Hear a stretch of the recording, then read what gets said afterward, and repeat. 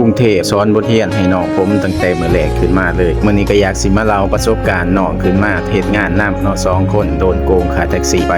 1,800 บาทน้องขึ้นมาไทยครั้งแรกเนาะลงรถอยู่หมอชิดบ่ฮู้จักเส้นทางบ่ฮู้จักราคาโดยสารบ่ฮู้แม้แต่สิไปทางใดพอลงจากรถเสร็จปึ๊บก็ตามสเต็ปแล้วก็สิมีคนเข้ามาถามว่าไปไสบ่สิไปไสน้องก็ตอบว่าไปจอมทองเนาะโดยความที่ฮู้จักเขาก็มาดึงเอาของในมือนั่นแหละด้วยความที่ว่ามาใหม่แล้วก็บ่เคยมาเมืองใหญ่ก็เลยเชื่อใจพอมาหอดจอมทองปึ๊บเขาก็เรียกค่าโดยสาร 1,800 บาทซึ่งตอนนั้นอุ่นนอนอยู่เนาะมันก็บ่ได้โทรมาหาเนาะมันก็ยากอยู่เถียงก็เถียงบ่เป็นแล้วก็บ่ฮู้ว่าที่แท้จริงราคามันอยู่ประมาณใดเงิน 1,800 บาทสำหรับบางคนอาจบ่หลายแต่สำหรับคนที่เพิ่งมาจากบ้านเงินก้อนนี้ก็คือค่าแห้งรายมื้อคือค่ากินค่าอยู่ของคนไกลบ้านเรื่องนี้บ่ได้อยากมาเล่าเพื่อให้ไปด่าไผแต่อยากเล่าเป็นอุทาหรณ์ให้คนที่กำลังสิขึ้นมากรุงเทพครั้งแรกนะทุกคนก่อนขึ้นรถให้ถามราคาก่อนหรือว่าไปขึ้นรถในจุดที่เจ้าหน้าที่เพิ่นกำหนดให้ดีที่สุดเด้อทุกคนถ้าเป็นแท็กซี่ก็ให้กดมิเตอร์ไปเลยพอโลกภายนอกบ่ได้มีแต่คนบ่ดีแต่ก็บ่ได้มีแต่คนดีคือกันการมีสติหาข้อมูลไปก่อน